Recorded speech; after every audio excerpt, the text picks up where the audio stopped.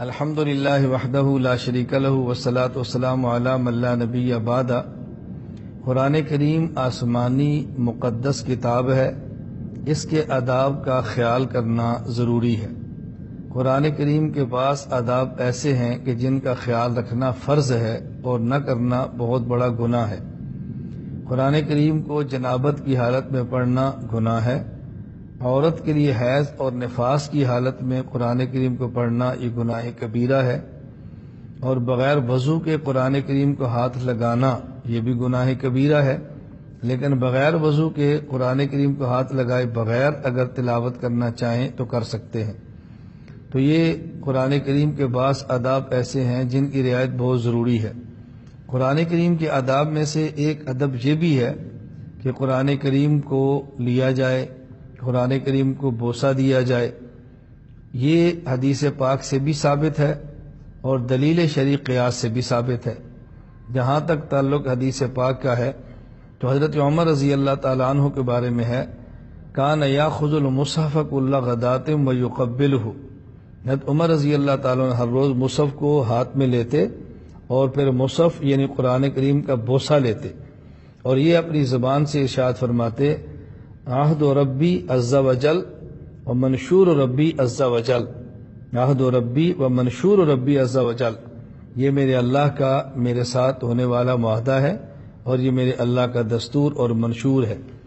حضرت عثمان غنی رضی اللہ تعالیٰ عنہ کے بارے میں ہے، یقبل کان عثمان رضی اللہ تعالیٰ عنہ یقبل المصحف ویمسحہ علی وجہہ۔ حضرت عثمان رضی اللہ تعالیٰ عنہ اپنے ہاتھ میں مصحف کو لیتے، اس کا بوسہ بھی لیتے، اور مصحف اور قرآن کریم کو اپنے چہرے پر مل لیا کرتے، پھیر لیا کرتے۔ ابو جہل کے بیٹے حضرت اکرمہ رضی اللہ تعالیٰ عنہ، ان کے بارے میں حدیث پاک کے الفاظ یہ ہیں، کانا یضع المصحف علی وجہہ۔ حضرت اکرمہ رضی اللہ تعالیٰ عنہ قرآن کریم کو اپنے چہرے پر رکھ لیتے اور پھر فرماتے، کتاب و ربی، کتاب و ربی، یہ میرے رب کی کتاب ہے، میرے رب کی کتاب ہے۔ حضرت عمر بن خطاب رضی اللہ عنہ، حضرت عثمان بن عفان رضی اللہ عنہ، حضرت اکرمہ رضی اللہ تعالیٰ عنہ، تین صحابہ کرام سے میں نے بات ثابت کی ہے کہ قرآن کریم کا بوسہ لینا، قرآن کریم کو چہرے پر رکھنا، یہ ان حضرات سے ثابت ہے۔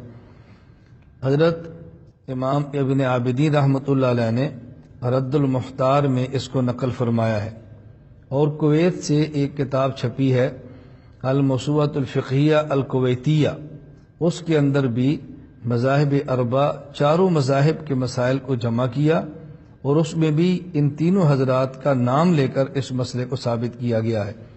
تو حضرت عمر، حضرت عثمان، حضرت اکرمہ رضی اللہ تعالیٰ عنہم کے معمول سے ثابت ہوا کہ قرآن کریم کو بوسہ دینا، قرآن کریم کو چہرے پر لگانا، یہ ثابت ہے۔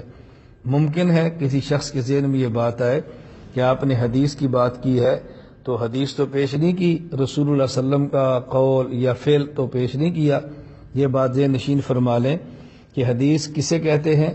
علامہ طیبی رحمۃ اللہ علیہ نے شرح مشکات میں، شیخ عبدالحق محدث دہلوی نے مقدمہ مشکات میں، اور حضرت علامہ ابن حجر عسقلانی رحمۃ اللہ علیہ نے شرح نخبۃ الفکر میں، اور حضرت علامہ ظفر احمد عثمانی رحمۃ اللہ علیہ نے قواعد فی علوم الحدیث میں یہ بات واضح فرمائی ہے کہ حدیث کہتے ہیں اللہ کے نبی کے قول، فعل اور تقریر کو، صحابی کے قول، فعل اور تقریر کو، تابعی کے قول، فعل اور تقریر کو۔ قول کا معنی بولنا، فعل کا معنی کوئی کام کرنا، اور تقریر کا معنی کہ ان کے سامنے کوئی شخص بولے یا ان کے سامنے کام کرے اور یہ خاموش رہیں، یہ ہے تقریر۔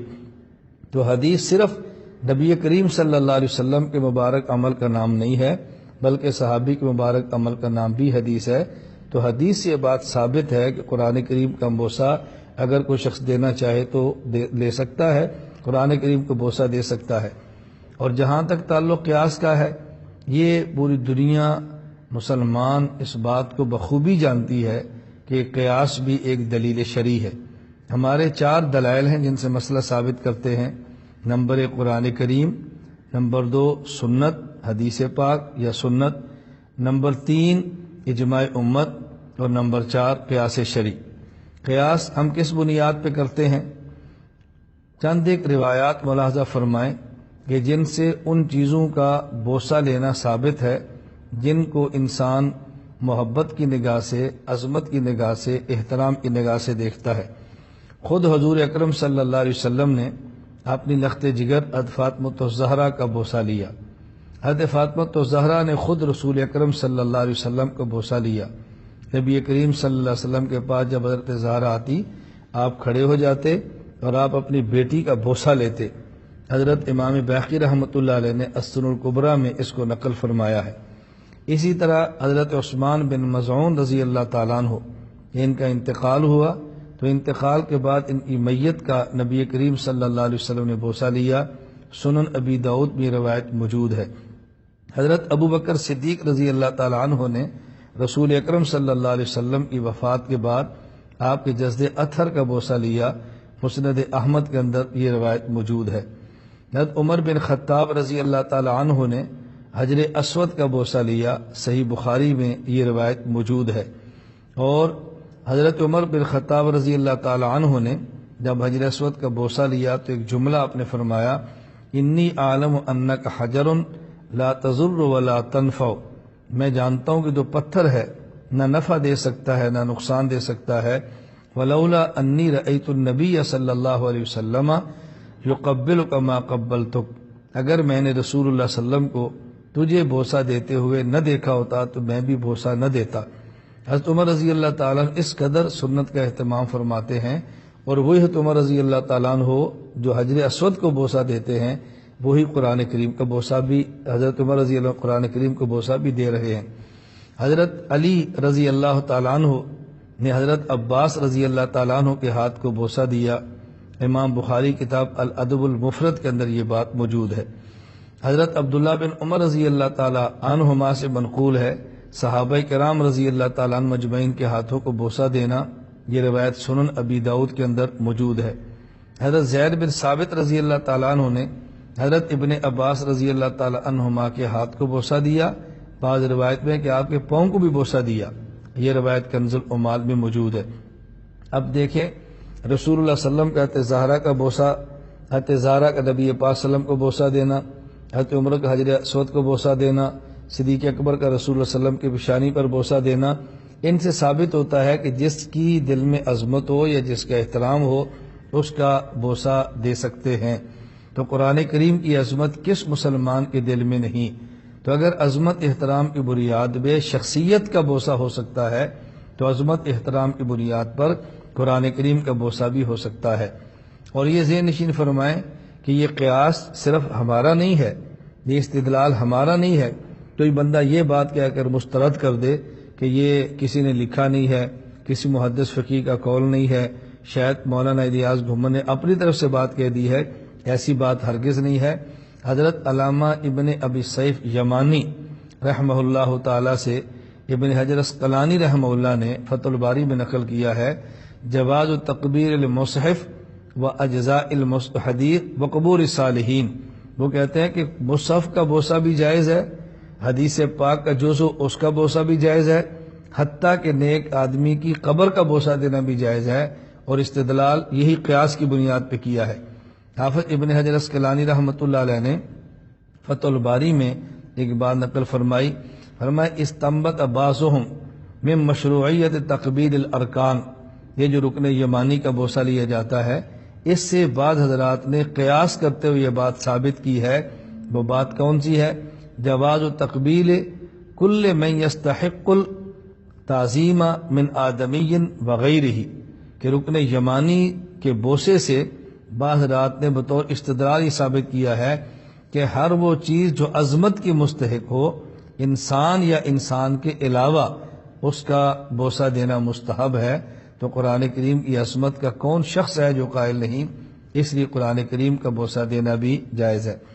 حافظ جلال الدین سیوطی رحمۃ اللہ علیہ نے الاتقان فی علوم القرآن میں یہ بات فرمائی، اور قیاس کرتے ہوئے کہ قرآن کریم کو بوسہ دینا جائز ہے۔ الشیخ سلیمان الجمل الشافعی نے حاشیۃ الجمل میں یہ بات فرمائی کہ قرآن کریم کو بوسہ دینا جائز ہے، اور قیاس فرمایا۔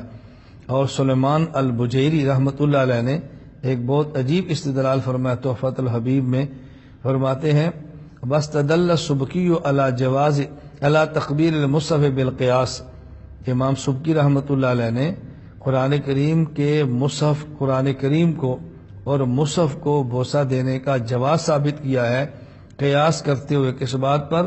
علی تقبیر الحجر الاسود وید العالم والصالح والوالد، حجر اسود کو بوسہ دینا جائز، والد کو بوسہ دینا جائز، عالم کے ہاتھ کا بوسہ دینا جائز۔ تو پھر اس پر استدلال کرتے ہوئے انہوں نے فرمایا کہ قرآن کریم کو بوسے دینا بھی جائز ہے۔ کیوں؟ اذ من المعلوم انہ افضل منہم، یہ بات یقین کے ساتھ ثابت ہے کہ قرآن کریم حجر اسود سے بھی افضل ہے، والد سے بھی افضل ہے، عالم کے ہاتھ سے بھی افضل ہے۔ تو جو چیزیں افضلیت میں کم ہیں جب ان کو بوسہ دینا جائز ہے، تو جو افضلیت میں زیادہ ہے اس کو بوسہ دینا کیوں جائز نہیں؟ تو میں نے آج کی مجلس میں بات سمجھائی ہے کہ قرآن کریم کو جس طرح تلاوت کرتے ہوئے قرآن کریم کی تلاوت کرنے سے قبل قرآن کریم کا بوسہ دینا، یا تلاوت کے علاوہ ویسے قرآن کریم اٹھائے اور بوسہ دینا چاہیں تو دے سکتے ہیں، ضروری نہیں ہے، واجب نہیں ہے، ہاں ادب اور مستحب ہے قرآن کریم کا بوسہ دیں۔ لہٰذا یہ جو بات آج کل پھیلائی جا رہی ہے کہ قرآن کریم کا بوسہ دینا کہیں سے ثابت نہیں ہے، یہ بہت بڑا جھوٹ ہے۔ اللہ تعالیٰ میں جھوٹ سے محفوظ رکھے اور اللہ تعالیٰ میں شریعت کی اصل روح کو امت کے سامنے پیش کرنے کی توفیق عطا فرمائے۔ وآخر دعوانا ان الحمدللہ